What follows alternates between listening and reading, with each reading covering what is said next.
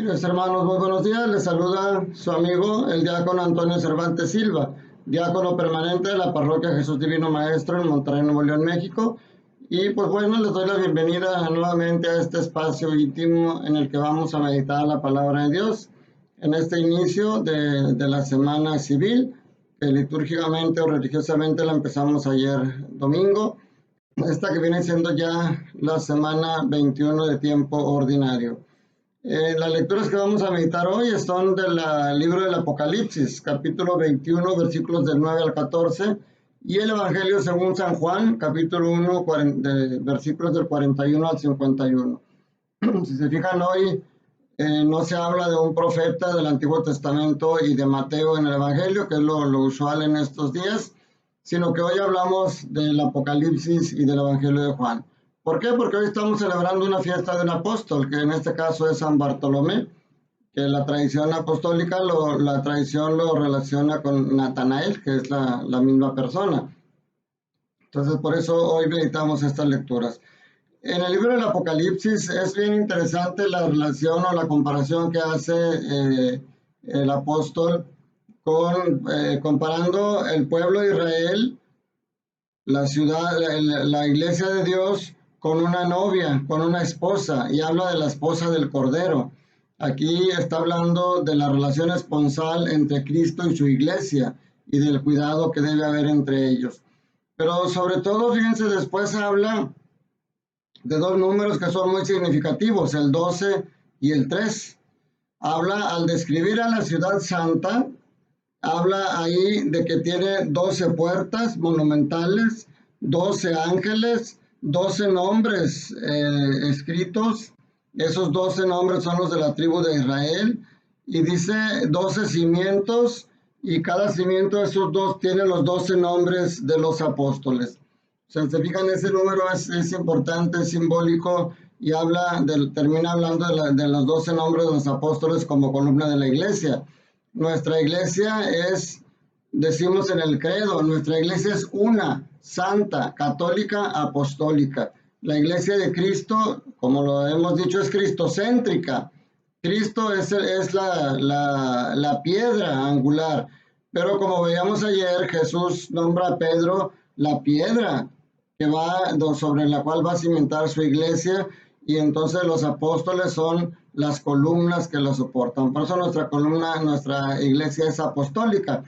Y luego habla que esas 12 puertas están en lo que son 3 al norte, 3 al sur, 3 al oriente y 3 al poniente. Ahora mencionando el número 3, y eso también nos recuerda que nuestra iglesia es trinitaria. Nuestra iglesia cree en un solo Dios, pero en 3 divinas personas. En el credo que nosotros profesamos como fe en todas las misas, hablamos de que creo en un solo Dios, Padre Todopoderoso, y luego decimos creo en Jesucristo, su único Hijo, y luego decimos creo en el Espíritu Santo, Señor y Dador de vida.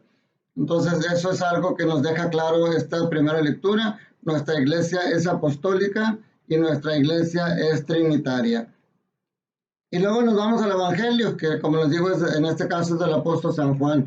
Y aquí yo veo varias enseñanzas. La primera, qué importante que seamos instrumento para acercar a la gente a Dios. En este caso, acercar a la gente a Jesucristo. Fíjense, primero Andrés, que tiene el encuentro con Jesús, le dice a su hermano Felipe. Y Felipe se acerca y también empieza a seguir a Jesús. Y hoy nos narran cómo Felipe va y le dice a su amigo Natanael: hemos encontrado al Mesías de quien hablaba Moisés. O sea, qué importante es cuando tú tienes un encuentro con Dios, cuando tú conoces al Señor Jesucristo, que no te quedes para ti solo, que lo compartas con tus amigos, con tus vecinos, en el momento que si no te nace estar predicando casa por casa, porque sabemos que no es un don que todos tengamos, pero no perder oportunidad en una plática, en una charla a la hora de la comida, no sé, decirle lo que Dios ha hecho en tu vida, acercar a la gente a Jesús. Esa es la primera enseñanza que nos hace este Evangelio. El segundo tema es de los prejuicios. Somos bien dados a tener prejuicios. Sobre todo antes, por ejemplo, veíamos a una persona con un tatuaje y decíamos es un malviviente, este es un drogadicto. Y juzgábamos a la persona. Por eso está ahí un dicho que dice, como te ven, te tratan. Y nosotros hoy nos enseña que no debemos, prejuicio es hacer un juicio antes de conocer a la persona. A veces decimos, conocemos a una persona, ¿de dónde eres tú? No, pues soy de la Ciudad de México. Y es chilango. Y empezamos a tener ya un sentimiento negativo hacia él. O ellos nos dicen, son de provincia. Los prejuicios nos hacen mucho daño porque no nos permiten conocer realmente a la persona. Natanael le dice a Felipe, ¿acaso algo bueno podrá salir de Jerusalén? Natanael también empieza prejuicioso. Sin embargo, Felipe le insiste y le dice algo bien importante que aquí también nosotros lo debemos de tener en cuenta. Sí, son nuestras palabras primero las que le deben de decir a la persona quién es Jesús y qué ha hecho en mi vida. Pero después, que no sean mis palabras las que te convenzan. Ven y verás. Ven y habla con Jesús. Para que suceda, miren, Natanael va, se encuentra con Jesús y Jesús le dice, fíjense, bueno, aquí de una vez enlazo la otra cosa que les iba a decir. Jesús le dice a Natanael, cuando lo ve, he aquí un hombre en el que no hay doblez. O sea, ese también es algo que tenemos que meditar. ¿Qué diría Jesús de nosotros si nos viera? ¿Qué diría Jesús en el momento que tenemos en el encuentro con él? ¿Qué sería lo que él diría? A Natanael dijo, este es un verdadero israelita en el que no hay doblez. ¿Qué dirá Jesús cuando me ve a mí?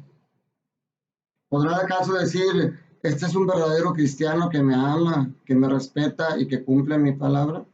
Este es un hombre que realmente profesa con palabra y con acciones. Ojalá que yo pudiera despertar en Jesús un piropo como el que despertó Natanael, y ojalá que cada uno de nosotros pudiera despertar un piropo. Pero para eso necesitamos tener ese encuentro con él. Y les decía ahorita, cuando Felipe le dice, ven y verás, entonces propicia que Natanael se encuentre con Jesús. Y ese encuentro con Jesús siempre espera una respuesta y siempre debe tener una respuesta. Natanael le dice, tú eres el Hijo de Dios. Y Jesús le dice, tú me crees, consideras eso porque te dije que te vi en la higuera antes, pues verás cosas aún mayores.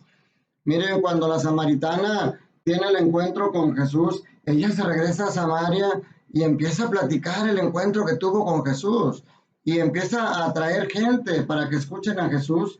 Y después los samaritanos le dicen a ella, ahora creemos ya no solamente por lo que tú nos dijiste, creemos porque lo hemos visto a Jesús. Entonces, mis hermanos, estas enseñanzas yo quisiera que meditáramos hoy en nuestra vida. Primero, si realmente hemos sido instrumentos para que la gente se acerque a Jesús o hemos sido antitestimonio.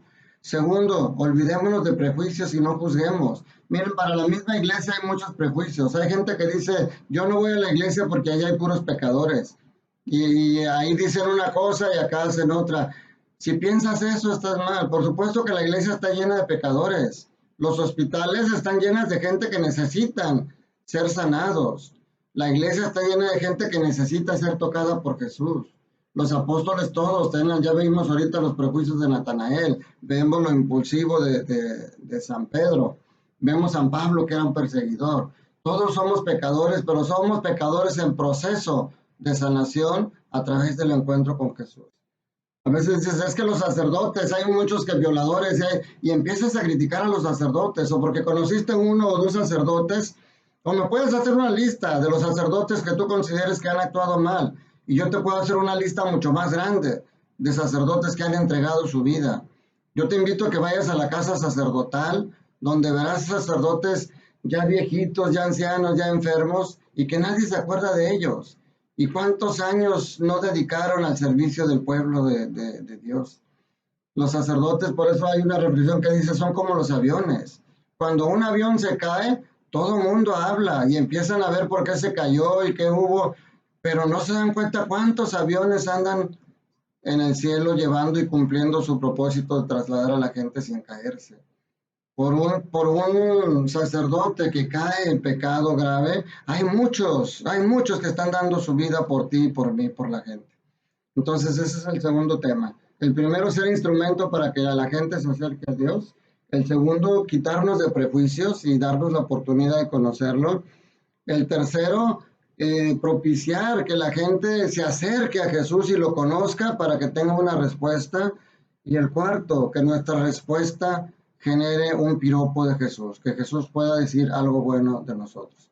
Ojalá que esta reflexión nos ayude, mis hermanos, a tener ese encuentro con Jesús y a poder hablarle a la gente de lo que ha resultado en nuestra vida, lo productivo que ha sido ese encuentro con Jesús.